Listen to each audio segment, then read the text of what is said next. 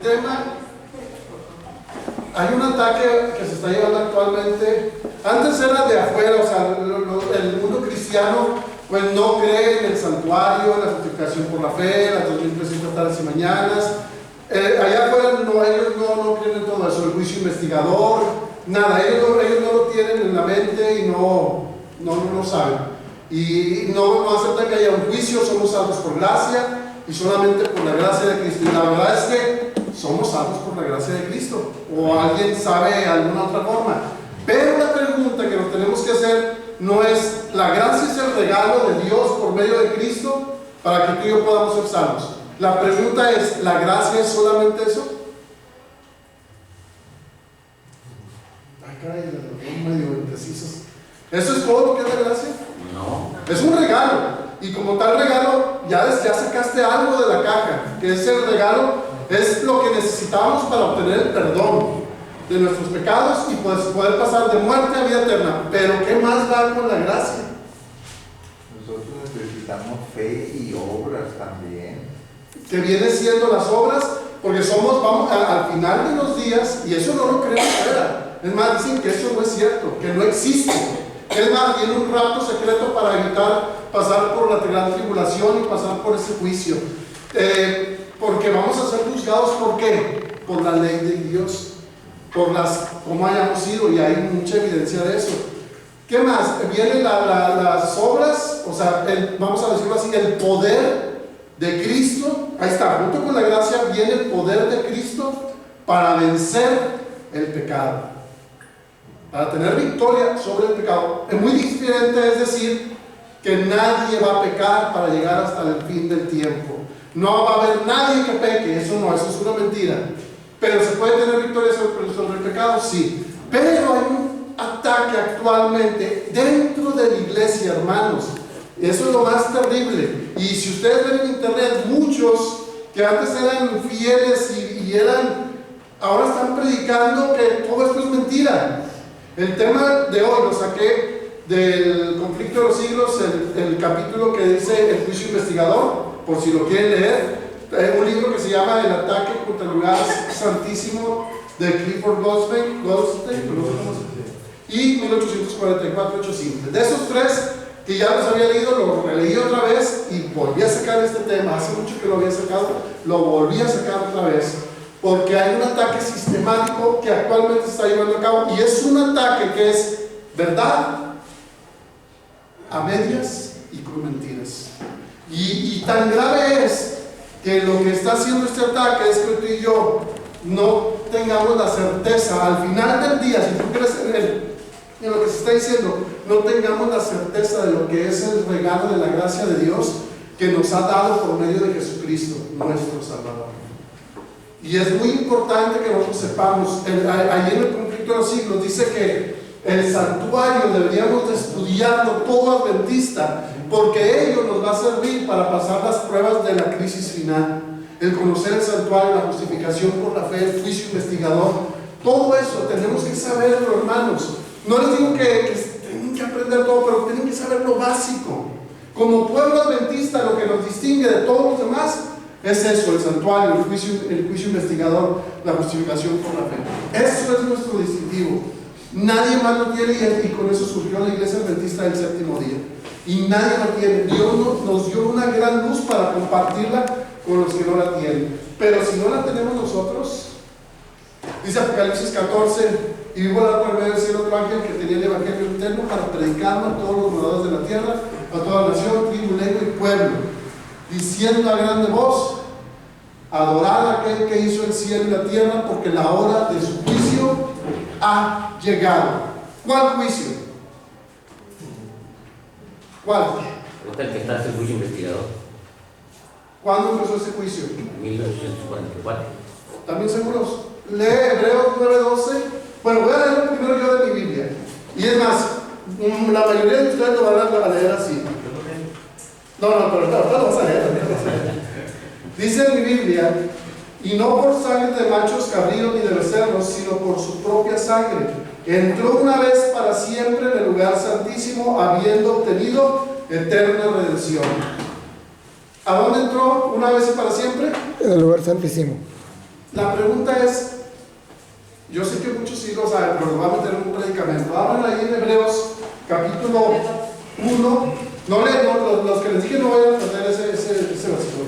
Hebreos 1:3 dice: el cual, siendo el resplandor de su gloria y la imagen misma de su sustancia, y quien sustenta todas las cosas con la palabra de su poder, habiendo efectuado la purificación de nuestros pecados, pecados por medio de sí mismo, se sentó a la diestra de la majestad de las alturas. ¿Dónde está la majestad de las alturas? ¿Dónde está el trono de Dios? En el lugar santísimo. Dice aquí que entró habiendo purificado nuestros pecados. La pregunta es, y lo que se está predicando actualmente y que los evangélicos y ahora muchos adventistas dicen, es que Cristo, cuando resucitó de los muertos, fue al cielo y en ese momento entró en el lugar santísimo, porque lo dice Hebreos y porque lo dice ahí, porque lo dicen algunos otros versículos, pero esos son los que más usan. ¿Qué dicen ustedes? ¿Entró en el lugar santísimo cuando resucitó?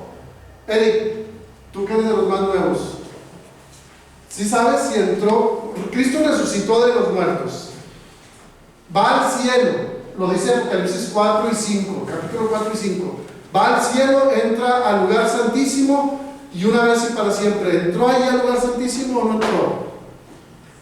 ¿Tú que eres nuevo? Sí. Dani, tú no eres tan nuevo. ¿Entró o no entró?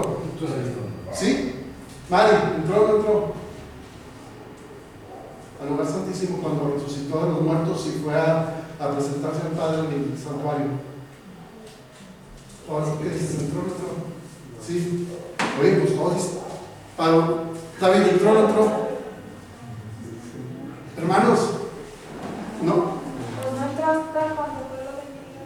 ¿Y cómo lo comprobamos con la Biblia? Miren, si nosotros decimos que entró, por eso hay que estudiar, no importa que seas nuevo o que seas antiguo, porque si nos pescan con esto, entonces echamos por tierra el santuario. Eso es lo que se utiliza ahorita para decir que el santuario no existe, que ya Cristo entró cuando resucitó, que ya Cristo entró al lugar santísimo. Entonces, ¿cuál juicio investigador? Somos salvos por la gracia y por la gracia solamente.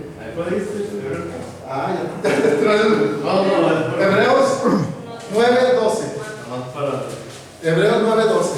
A ver. Hay una profecía de los 2300 días. Ok, hay una profecía. Sí, que nos lleva yendo todo, o sea, hasta el año y eso del juicio investigador, la justificación por la fe, el nacimiento. Además, déjenme les digo algo, a ver qué dicen ustedes. Aquí está una línea de tiempo. Aquí empezamos con Abel. A Adán y a Eva se le dio la promesa de que de su simiente vendría el Salvador, ¿verdad? Que la serpiente, la descendencia de la serpiente heriría el calcañar, pero la serpiente de la mujer, ¿dónde heriría? En la cabeza y aplastaría a la serpiente. De ahí viene el canto de aplastar. Bueno, Abel fue mártir. Sí, fue mártir. El primero fue mártir. Era justo delante de Dios. ¿Cuál era la otra? Es mártir, es justo, es de la descendencia de la mujer, es de la descendencia de la promesa de Dios de la mujer. Su sangre clama justicia también. ¿Por qué decimos que Abel no pudo haber sido ese salvador? Bueno, les voy a poner otro ejemplo. Sigue la historia del tiempo y ahora nos topamos con Isaac. ¿Saben Isaac, el hijo de Abraham? Hijo de la promesa. Le dice Dios, dame a tu único hijo. ¿Cuál era la promesa? Que enviaría a un Salvador del mundo. Isaac podía cumplir con todas esas. Dios lo escogió, le dice, dame a tu único hijo. Abraham sabía que incluso Dios podía resucitarlo. Le dijo, vas a sacrificarlo, vas a hacer un sacrificio.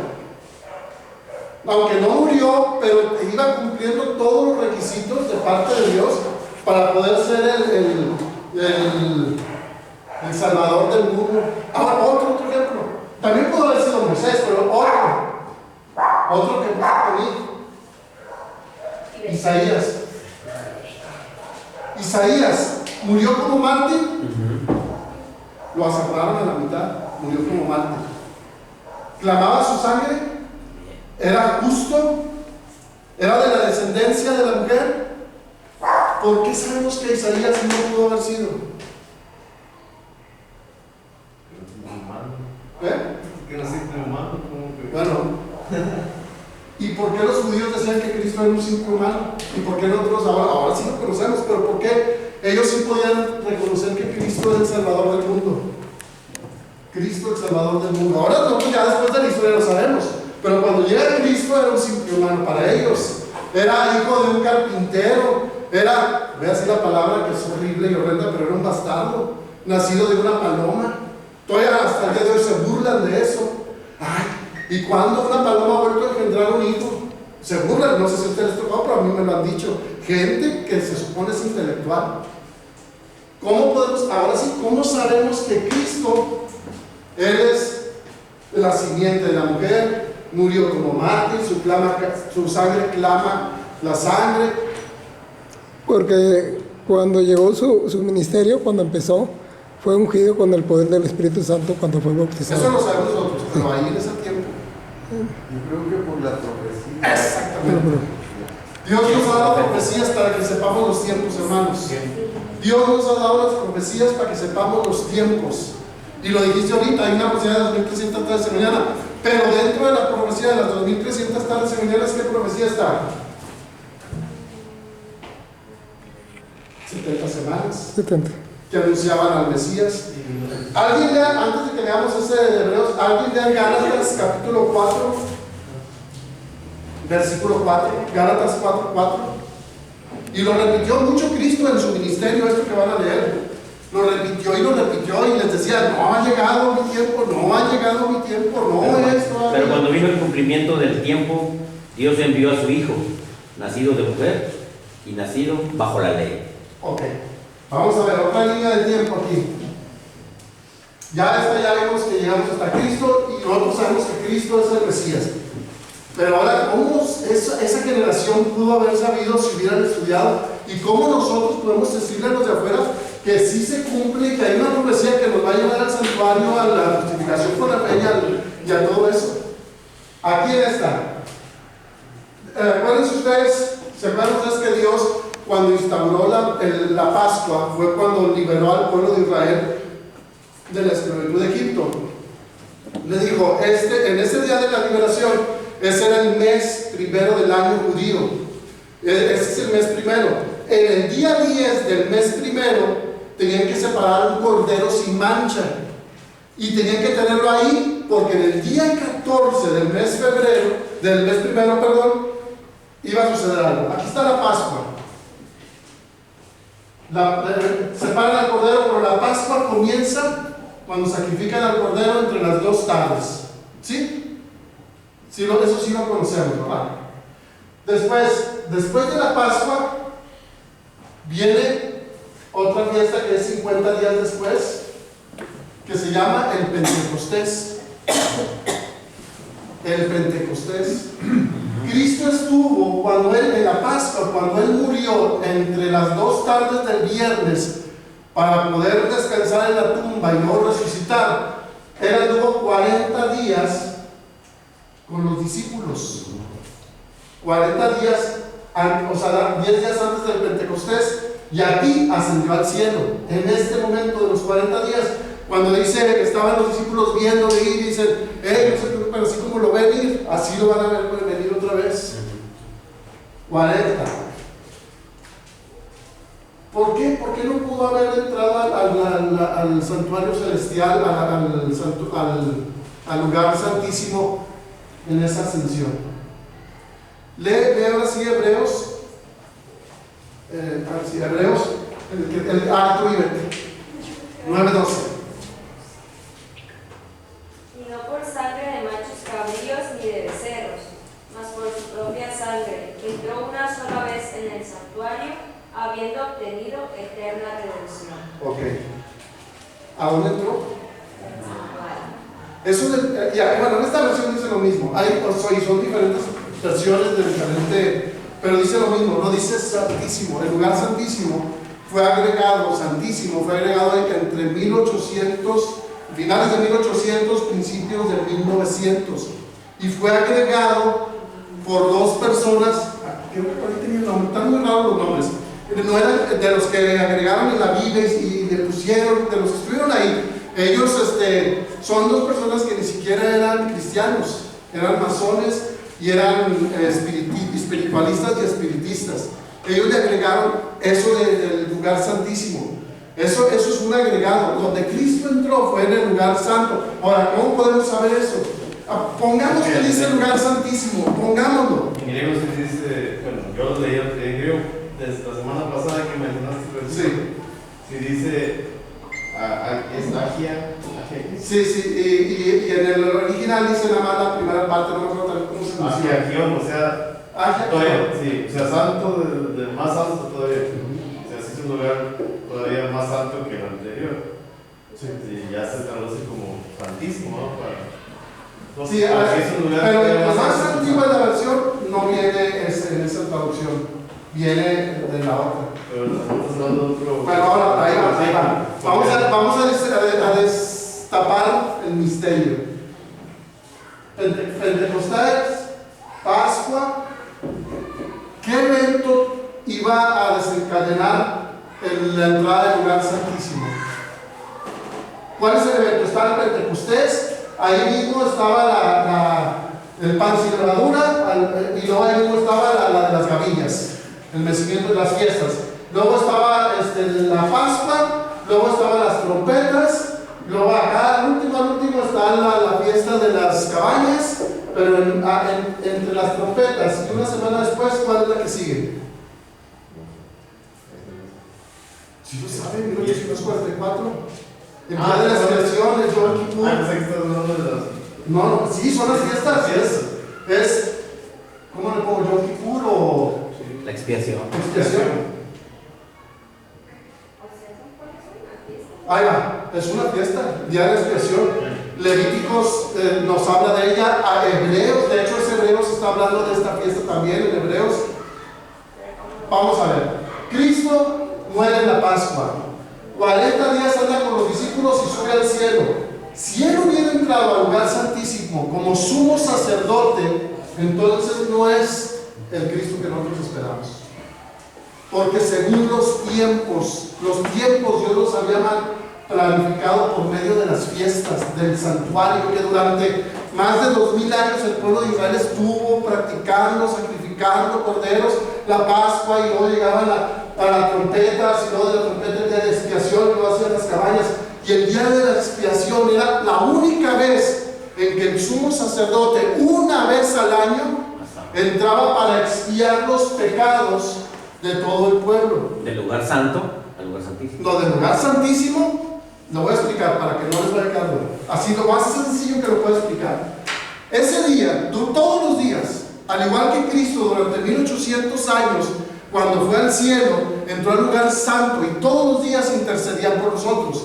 Pero al igual que en el santuario terrenal, una vez al año, el sumo sacerdote entraba al lugar santísimo, hacía un sacrificio por él, por su familia, por el pueblo. Había dos machos cabríos, Azazel, y uno que era para el sacrificio a Jehová. Entraba al lugar santísimo, nada más ese día, y estaba el tabernáculo, estaba el incensario de oro, y ahí él derramaba la sangre, y simbólicamente ese sumo sacerdote salía, ponía las manos sobre Azazel. El otro macho cabrío ya había sido sacrificado porque representaba a Cristo, pero ponía la mano sobre Azazel, que representaba a Satanás, y era llevado al desierto a que allá muriera en el desierto. No lo mataban, lo llevaban al desierto, y allá el macho cabrío se iba a morir allá solo en el desierto. Pero entonces el pueblo entraba en un día, el día de expiación era un día sagrado de mucha solemnidad, porque se estaba expiando el pecado de todo el pueblo.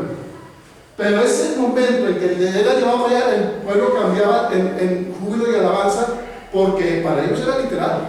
El pecado había sacado del santuario y había sido expulsado, y ahora empezaba una nueva vida, vamos a ponerlo así, otro nuevo año, y cada año se repetía la Pascua, todas las fiestas se repetían.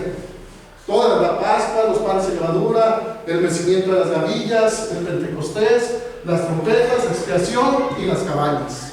Todos los años, era el ciclo que ellos llevaban. Pero ahora Cristo, si hubiera entrado aquí, no podía haber sido el Cordero de Dios que quita el pecado del mundo, porque no eran los tiempos. Teníamos que esperar que llegara hasta el día de la expiación. Pudo haber sido ese mismo año, sí pudo haber sido, pero hay algo que nos muestra que no. Porque dicen, algunos detractores dicen, no, pero pudo haber sido ese o el siguiente o el siguiente. Pero lo que dijeron, hay una profecía que lo impide que sea esa fecha. La profecía es esta. Cuando él vino, o sea, ya no le tocó el tiempo, cuando fue bautizado, sí. Porque vamos a entrar ahora a esa etapa. Aquí ahora hay otra línea de tiempo. Habla ahí en Daniel 8.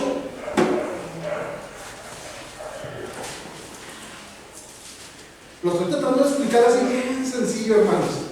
O sea, espero que si alguien tiene alguna duda, pregunte. Si alguien quiere que devuelva tantito, devuelva. 8, 13 y 14, lean. Entonces oí hablar de un santo, y otro de los santos preguntó a aquel que hablaba: ¿hasta cuándo durará la visión del sacrificio contigo, la prevaricación asoladora y la entrega del santuario del ejército para ser pisoteados? Y él dijo: hasta 2300 tardes y mañanas, luego el santuario será purificado. Ok. Aquí hay una línea de tiempo. Hasta 2300 tardes y mañanas y el santuario será purificado. Ya puse yo las fechas: 457, 1844. ¿Cómo sabemos que 457 es la línea de inicio de esa profecía? Porque no lo dice.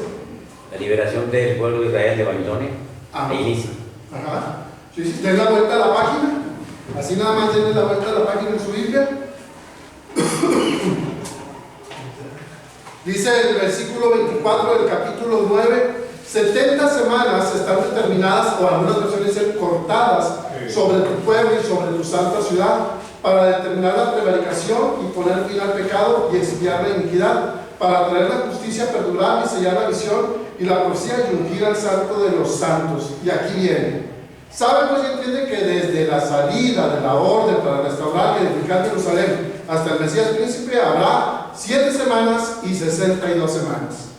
¿Cuándo salió la orden? No nos vamos a estudiar eso, ya lo vemos y lo pueden los historiadores, cristianos, todos saben que esta es la fecha. 457 se da la orden de ir y de restaurar Jerusalén. Dice que habrá 7 semanas primero y luego 62 semanas. Aquí está, 7 semanas, 62 semanas y luego todavía queda Una semana. una semana en medio, ahí al final de una semana. ¿Qué dicen los de allá afuera? Que esta semana se cortó, o sea, hubo una interrupción y esta semana se manda hasta el milenio. Allá en el milenio se sienta el trono blanco de Dios y allá es cuando va a haber 3 años y medio de tribulación y 3 años y medio de paz. Y luego viene todavía 1000 años de oportunidad para que todos se salven.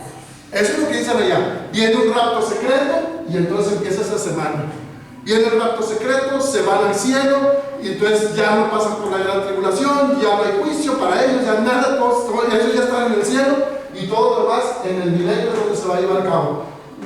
Esa semana da inicio al milenio. Pero eso es mentira. ¿De dónde sacaron eso? No hay evidencias, no hay. Pero, en serio, hay que estudiar. Esto lo que quiero es que ustedes se metan a entender más, a escudriñar, a saber. Pero miren, 457, hay 7 semanas. Y luego 62 semanas, ¿cuántas semanas dan? 69. Aquí está la semana 69. Y aquí está una semana más para llegar a las 70 semanas. ¿Qué tenía que pasar en esa semana? La mitad de la semana sería muerte del Mesías. Ok, vamos a ver. Ahí mismo lo dice. Es que todo está escrito, hermanos. Por eso nosotros tenemos esta profecía. Y por eso sabemos que hay un santuario en el cielo, que hay un sumo sacerdote que intercede en el cielo, que no pudo haber entrado aquí y que entonces pues, Si entró aquí, ¿para qué es la justificación por la fe? ¿Para qué tenemos necesidad de un sumo sacerdote? No hay necesidad de nada, somos salvos por la gracia. O sea, si nosotros creemos, y hay muchos que lo están creyendo, hay muchos. Pero bien, ahí donde estamos en el 9, Daniel 9, el 25 otra vez. Sabe pues y entiende que desde la salida de la orden para restaurar y edificar a Jerusalén hasta el Mesías príncipe habrá 7 semanas y 62 semanas. Se volverá a edificar pero luego en el 26, quiero que esté bien claro, de aquí a aquí habrá 69 semanas, ahí lo dice. Desde que se da la orden hasta que llegue el Mesías príncipe habrá 69 semanas. Y ahora nos va a decir qué va a pasar en esa última semana. El 27 después de Cristo. Y otra semana, bueno, y después de las 62 semanas, ¿por qué dice que hizo más 62? Porque ya dijo las 7 al principio.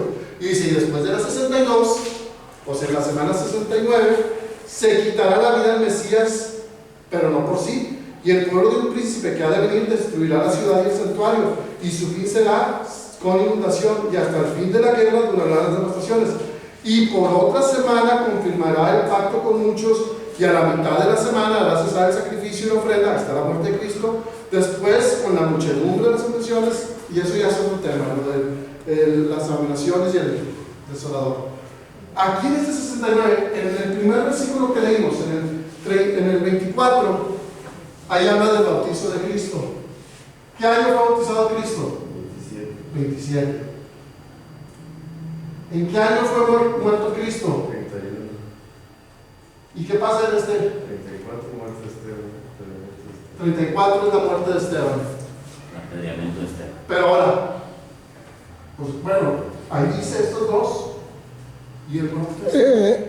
En el 27, cuando Cristo fue bautizado, dice, fue a la iglesia y dijo, cuando abrió el libro, el Espíritu del Señor está sobre mí por cuanto me han ungido para dar buenas nuevas a los pobres, me ha enviado a sanar a los quebrantados de corazón, a pregonar libertad a los cautivos y dar visita a los ciegos y poner en libertad a los oprimidos y a predicar el año agradable del Señor. Y enrollando el libro lo dio al ministro, se sentó y los ojos de todos en la sinagoga estaban fijos en él, y dijo él, y comenzó a decirles, hoy se ha cumplido esta escritura delante de vosotros. Sí. Aquí sale esta última semana. Pero ahora la pregunta es, ¿cómo sabemos que es el año 34? ¿De dónde sacamos nosotros el año 34? ¿Por qué salió? Ahí está el cuadrado más. Ahí está la última semana.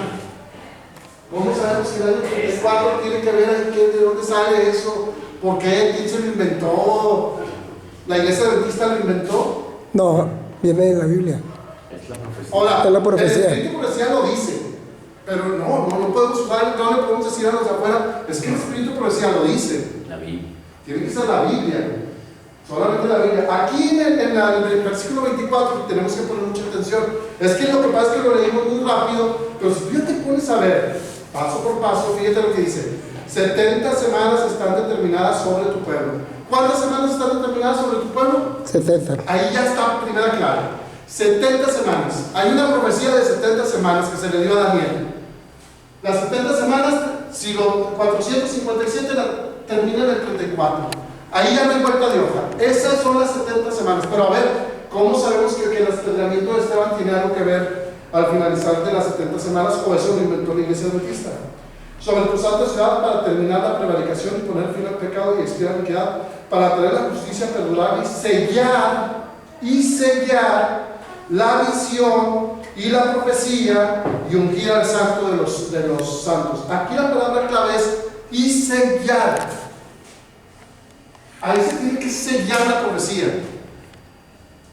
Y nosotros conocemos, y si no lo vamos a estudiar ahorita, pero nosotros conocemos que ahí termina la teocracia judía.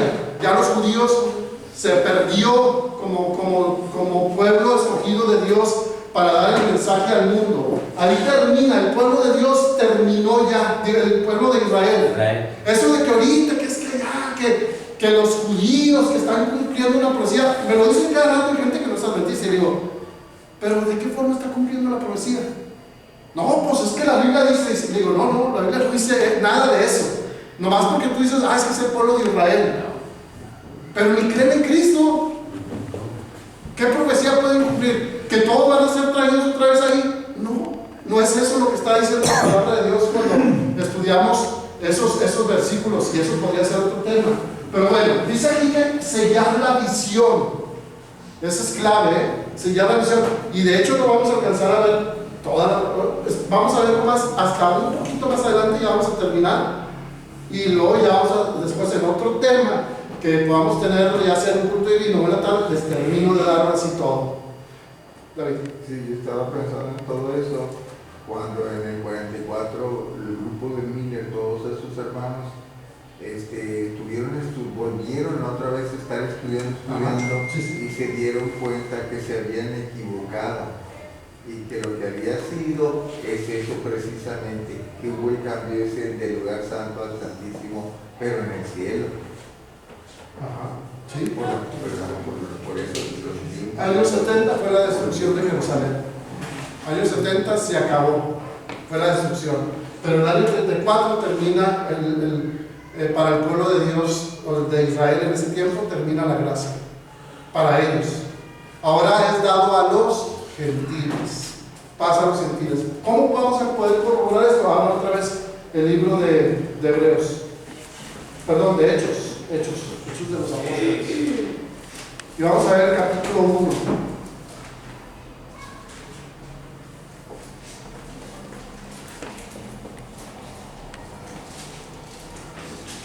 Miren lo que dice Hechos, capítulo 1, versículo 8. En el 7, bueno, antes del 7. Y les digo, no os toca a vosotros saber los tiempos y las razones que el Padre puso en su sola potestad. De hecho, esto lo está hablando Cristo, Pero recibiréis poder cuando haya venido sobre vosotros, es durante los 40 días que anduvo todavía con ellos. Y el Espíritu Santo, y me seréis testigos en Jerusalén, pongan atención, en Jerusalén, en toda Judea, en Samaria y hasta lo último de la tierra. Bueno, Cristo les está diciendo, no, a ustedes no les interesa saber los tiempos y las sazones ni nada de eso.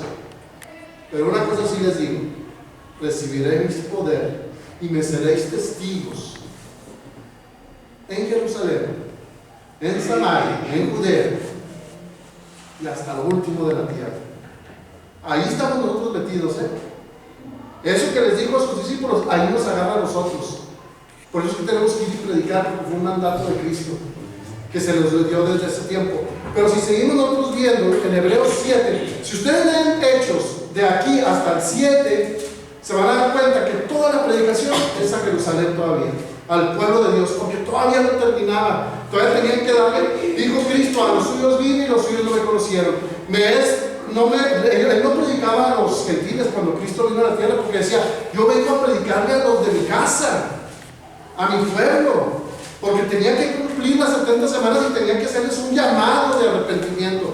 No quisieron. Si el pueblo se hubiera arrepentido, una cosa diferente estaría dándose en la actualidad, pero como no se arrepintieron, ya saben todo lo que les pasó. Si ustedes leen Hechos del 1 al 7, todo tiene que ver con Jerusalén, todo tiene que ver con que están predicando la defensa hasta que llegamos a la muerte de Esteban. En el 7, 51 dice, duros de cerviz e incircuncisos de corazón y de oídos, vosotros resistís siempre al Espíritu Santo como vuestros padres, así también vosotros. ¿Quién está hablando aquí? Esteban. Ahí en este capítulo ya hace una diferencia, Hechos. Ya no está hablándole a los judíos. Es más, ya ni Esteban les está diciendo arrepiéntanse. ¿Cuántas veces quiso Dios como la gallina cuida los polluelos? Pero ustedes no quisieron. A unos profetas los apedrearon, a otros profetas los encarcelaron, a otros los mataron, rechazaron el mensaje. Dijo Cristo en Mateo 23, en los últimos versículos, cuando estaba con sus discípulos viendo el templo, y es más, no pierdan pero hablan Mateo 23. Quiero que lo lean, porque no quiero que se vayan a quedar para que se den cuenta de algo muy interesante aquí que sucede. Mateo 23.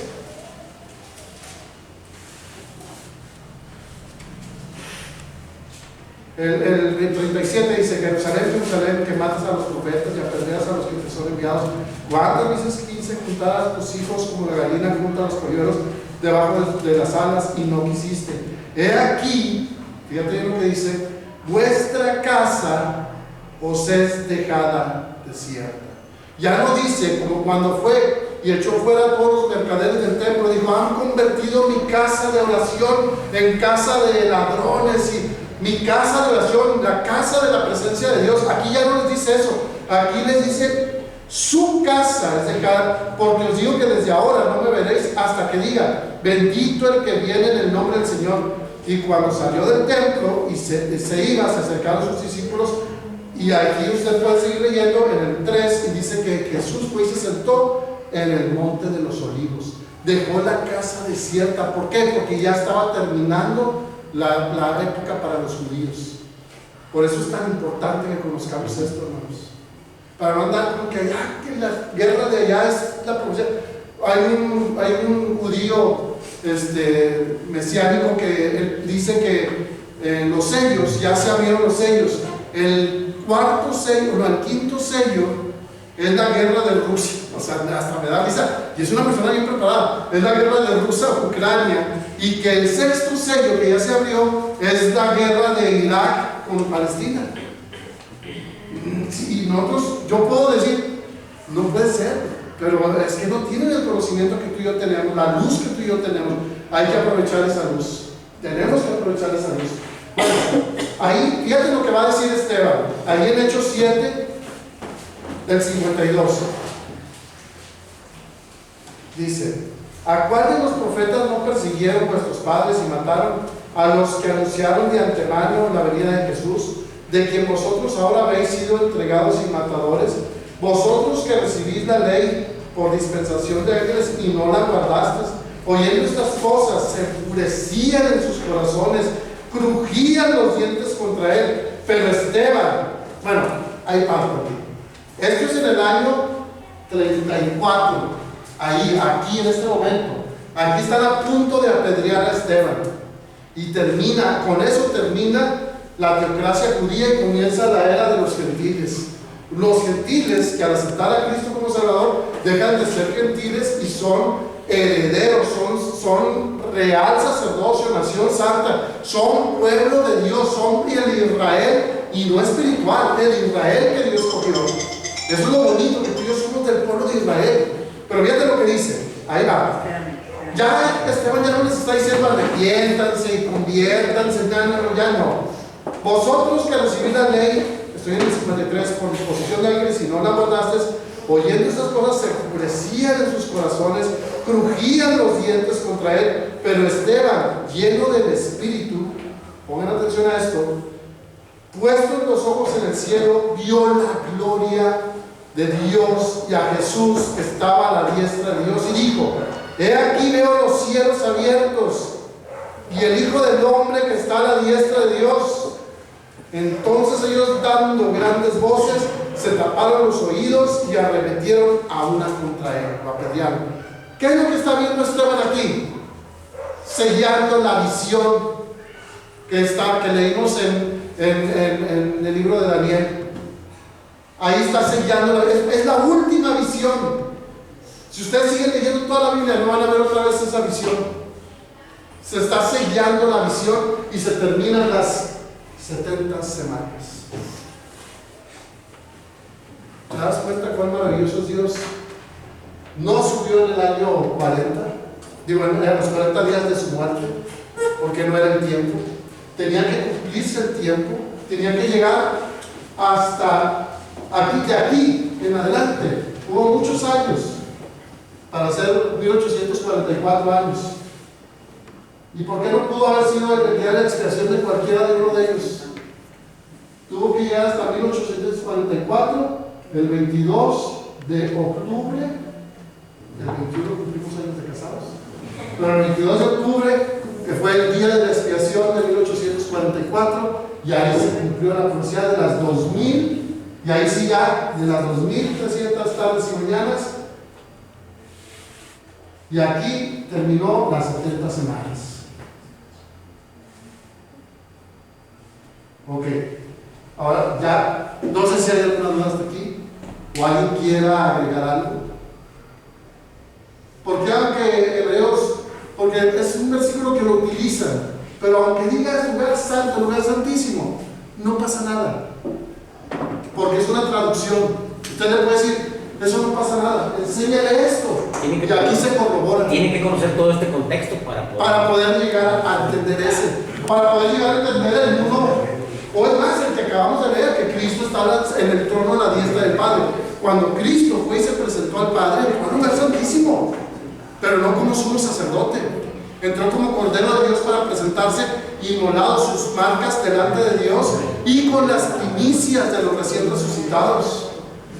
Pero no iba como sumo sacerdote para empezar el día de la expiación del juicio. Si tú ya conoces esto y se los así sencillo, bueno, espero que haya sido sencillo, pero es decir, así se lo explicas a alguien, lo más sencillo, que tú tengas más habilidad para predicar, lo más sencillo, pues la gente va a decir que si ahí están las profecías.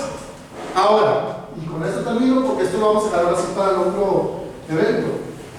Nosotros decimos que hay un juicio investigador a raíz de esto. Aquí empieza el juicio investigador. ¿La Biblia habla de que hay un juicio? Sí. ¿Cómo lo podemos demostrar? Lo vamos a estudiar después. ¿La Biblia habla de que hay libros en el cielo? Sí, el libro de la vida, el libro de memorias, el libro de la muerte. Por lo menos esos tres, pero hay más. Pero esos tres. En el libro de la muerte espero que nadie estemos. Nada más se los digo así. El libro de la vida es donde tú y yo, cuando tú y ya le fueron bautizados, ahí están inscritos y nadie los borra de ahí. Aceptaron a Cristo como Salvador y nunca, así hayan caído en pecado otra vez, no son borrados hasta el día del juicio. Ahí sí es donde se abre el libro y a ver, se checa el nombre y en el libro de memorias va a decir, pues sí cometieron pecados, pero nunca se arrepintieron de esos pecados, vivieron a escondidas. Y nunca aparece aquí perdonado. Sabes que borra lo del libro de la vida y ahora sí pasas al libro de la muerte. Ese tema lo vamos a ver después. Por eso es bien importante. Este es el inicio, es la introducción. Pero ¿qué pasa si en el libro de la vida tú estás inscrito y en el libro de memorias donde se apunta cada victoria, cada pensamiento, cada palabra, todo lo que hacemos, pero ahí en la noche tú caes con tu esposita de rodillas y piden perdón a Dios por los pecados? Ahí dice perdonado, porque el juez justo y el abogado que tenemos, que es Cristo Jesús, perdona los pecados. Y siempre dice perdonado. Si abre el libro y dice, sí cometió pecados, pero se arrepintió. Esa es la gracia, hermanos. Porque luego viene el poder de la santificación para ir venciendo, y los pecados que ahora tienes después ya no van a ser, porque ya vas de victoria en victoria. Y dice perdonado. Si abren los libros, dice no hay juicio contra él, ha sido perdonado por el abogado, por el Cordero de Dios que quita el pecado del mundo. Venid bendito de mi Padre, heredad del reino preparado para los hombres. Eso es lo bonito de todo esto. Las profecías, esto es lo que tienen, porque nos llevan a Cristo Jesús. Espero que haya quedado, que no nos haya revuelto. ¿Sí, David? Yo le doy gracias a Dios que tenemos las profecías, porque esos son los ojos de nuestra iglesia, porque otras pues medio tienen y otras andan a tientas claro, es una ventaja tener eso. Yo cuando me pongo a hablar a veces con alguna persona por ahí de todo esto, yo todo eso que los explicaste, yo no me meto en todos esos detalles. Yo les empiezo desde ahorita, desde este momento en el que estamos viviendo y todo lo que está sucediendo ahorita, y sabemos que viene el decreto de la ley municipal y todo lo que está pasando. Estaba leyendo un tema de los que leo en la mañana, ¿verdad? De un hombre, que no recuerdo su nombre, que anduvo contactándose, ¿verdad?, con muchas autoridades en todo el mundo, con grandes mandatarios y periodistas internacionales y todo eso. Y él andando en ese trabajo, digamos, ¿verdad?, él se dio cuenta de que en el mundo hay un plan, existe un plan para tener un solo gobierno, una sola economía y una sola religión. Entonces yo les digo, y allí es donde viene el fin, o sea, se termina la libertad de conciencia. Ahora, y por más increíble que parezca eso, la Biblia dice en una profecía que por un breve tiempo, no va a ser mucho tiempo, pero por un breve tiempo sí va a suceder. Todos los reyes de la tierra le van a entregar el dominio a la bestia y al papado, pues a la bestia, pero por un breve tiempo. Esas etapas de la historia, hermanos, ya no vamos a estar así como ahorita, ya estamos a punto, y los que están conscientes del tiempo saben que ya el tiempo ahí ya se está terminando. Ya se está predicando, en ese tiempo ya se está predicando con el poder del derramamiento del Espíritu Santo, y ya queda poco tiempo, ya muy breve, para que oigamos la voz del cielo que diga el día y la hora del regreso de Cristo. O sea, cuando suceda eso, pero un breve tiempo que le va a entregar el dominio de todo el mundo, se le va a entregar al papado. Pero luego dice él mismo que luego algo sucede, que se van a volver en contra del papado y van a querer destruir sus carnes o comer sus carnes, no sé cómo dice la expresión, pero se le van a volver en contra. Pero ya casi ya Cristo viene. Entonces ahí es cuando Satanás, como dice, yo les di el poder, vamos a ponerlo así, Satanás dice, yo les di el poder y no pueden hacer nada, y viene y se aparece como Cristo Jesús, el último gran engaño. Ya no le queda más a Satanás, y entonces ya despuésito ya viene Cristo. ¿Ibas a contarlo? Sí, pienso que evidentemente de los tiempos en que vivimos, que es lo que indica la profecía, ¿verdad? Pienso que lo más importante, como mencionaste al principio, es saber en quién creemos. Exacto. Y es Cristo Jesús. Sin el estudio de las profecías no podemos determinar, no hemos podido determinar de que Cristo es el Cristo que murió y el que realmente en el que creemos, ¿verdad? Si no, estaríamos A los tiendas. sí. Si no tuviéramos esta profecía, hermanos, sí podría de repente cualquiera decir, ¿y cómo saben que él fue? Es más, pues es lo que dicen. O sea, muchos dicen, ¿y cómo saben? Muchas religiones, la mayoría no son cristianas, son musulmanes, chiitas y de otras. Ellos a Cristo lo tienen como un gran profeta, pero no lo tienen como el Hijo de Dios que quita el pecado del mundo. Ellos no creen en eso, los chinos y todos ellos, japoneses, ellos no creen en eso. Olvídense que somos cristianos, y de los cristianos, la mayoría no sabe esto. O sea, por eso dice Cristo, no os preocupéis, manada pequeña, porque a vuestro Padre le ha placido daros el reino. No es un grupo grande, hermanos, los que se preocupan por conocer y por estar. Por eso es un privilegio estar en el conocimiento de las cosas de Dios. No cualquiera lo tiene. Y la verdad, si tú me preguntas, ¿y luego cómo se van a salvar los demás? Es que el único Salvador es Cristo. No hay otro. O sea, no es como que, es que como yo no conocía, me va a salvar por desconocimiento. No. En la Biblia nunca, no hay un caso así que diga por desconocimiento se salvó. Todos esos que adoran al Buda, que creen en Krishna, en Vishnu y en todas, creen en ídolos, así como lo dice en el tiempo de los reyes y de los profetas. Todo, hasta el pueblo de Israel que se empezó a adorar a los Baales, fueron desechados en ese momento por Dios. Lean Ezequiel, también ahí viene una abominación asoladora y son entregados cautivos a Babilonia por toda esa desobediencia y por todo ese maldad que habían hecho. O sea, hermanos, como decía tú, tenemos un privilegio de conocer eso, de saber seguros, bien, así, anclados firmemente en nuestro Salvador, Cristo Jesús. Un ancla por eso dice, cuando vengan los vientos por todos lados, es que hermanos, lo voy a decir bien así, pero se está predicando dentro de la iglesia una gracia que no es una gracia que se está predicando a medias y deja al miembro con un sabor muy satisfactorio de que somos salvos por gracia, pero se está olvidando de predicar que la gracia, el regalo que Dios te dio, que viene la gracia, la salvación en Cristo, viene también el poder de Cristo para vencer los pecados. O sea, viene la santificación, el crecimiento espiritual, es el poder de Cristo para vencer. Y eso lo vamos a ver en ese otro tema. O sea, la gracia no nomás es la gracia, así un regalo de salvo. No hay nadie más en que podamos ser salvos, pero tampoco no hay nadie más en que podamos recibir el poder para vencer el pecado. Así, no sé, más fácil, no sé si cómo explicarlo. O sea, no hay, la gracia es eso, es el don del cielo en Cristo Jesús para salvar al pecador, pero luego viene el poder de Cristo para vencer el pecado cuando lo clamamos. No va a venir por ósmosis, no va a venir así como que te va a llegar así el poder. No, cuando clamas y gimes al que puede librarte de la muerte, como dice el Hebreos, que clamaba Cristo. Es cuando viene el poder del cielo y te socorre y te da poder para vencer el pecado, que estás teniendo esa tentación en ese momento de irte a alguna cosa que no es. ¿Alguien más? Si no, cantamos. Es importante que soportemos estas profecías bíblicas, las conozcamos y las entendamos, porque va a venir alguien aquí a predicar y pues va a ser el enemigo, ¿verdad? La estrategia que va a utilizar y nos va a engañar y nos vamos a ir Y vamos a sacar así, no, sí es cierto. Es que créanlo, no se oye feo cuando lo predican. Yo ya he escuchado, es más, lo he escuchado aquí. ¿Sabes que algo está mal? ¿Sabes que? Y estoy a punto ya de hablar con la persona, no está de ustedes, Estoy a punto de hablar con la persona, decirle, es que eso no está bien, está dando un mensaje a medias, está dejando el mensaje a medias.